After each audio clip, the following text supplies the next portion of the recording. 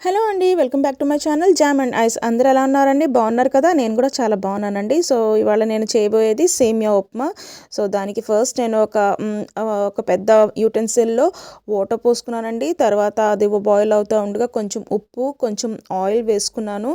So అది మంచిగా boil అయిన తర్వాత నేను ఇక్కడ రోస్టెడ్ సేమియా తీసుకున్నానండి. సో 1.5 కప్ నేను రోస్టెడ్ సేమియా తీసుకున్నాను. సో అది వేసేసుకున్నాను అనమాట.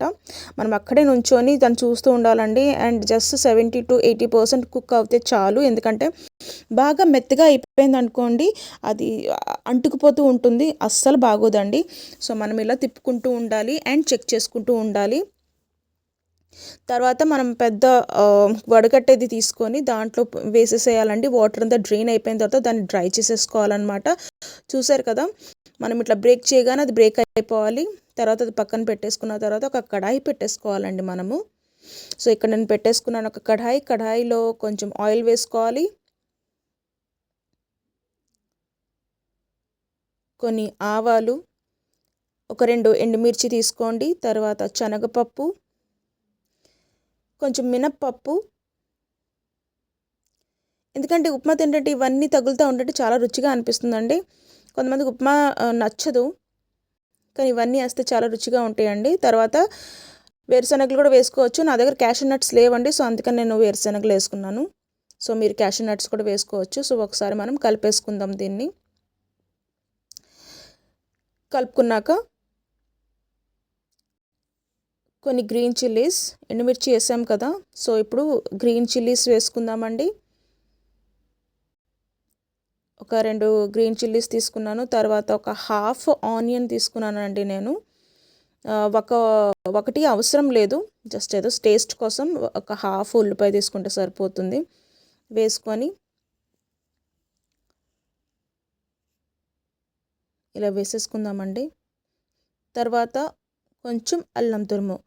ఏ ఉప్మా అయినా, అది రవ్వ ఉప్మా అయినా, సన్న బొంబే రవ్వ అయినా, దేంతో ఉప్మా చేసినా కొంచెం అల్లం తురుము వేసుకుంటే చాలా బాగుంటుందండి. సో ఆ అల్లం తురుము దాంతో మంచిగా ఆ మిగతా వాటితో కలిసేటట్టు మంచిగా కలిపేసుకోవాలండి. అండ్ కొన్ని కరివేపాకులు కూడా వేసుకోవాలి. తర్వాత మనం ఒక మిక్స్ ఇచ్చేద్దామండి, ఒక మంచిగా కలిపేసుకుందామండి ఇలాగా. తర్వాత కొంచెం ఉప్పు కూడా వేసేసుకుందామండి. ఎందుకంటే ఆల్రెడీ మనం బాయిల్ చేసేటప్పుడు వాటర్లో ఉప్పు వేసాం కదా, సో దీంట్లో కొంచెం ఉప్పు పడుతుంది. తర్వాత కొంచెం ఇంగువ, మళ్ళీ ఒకసారి కలిపేసుకోండి మంచిగా.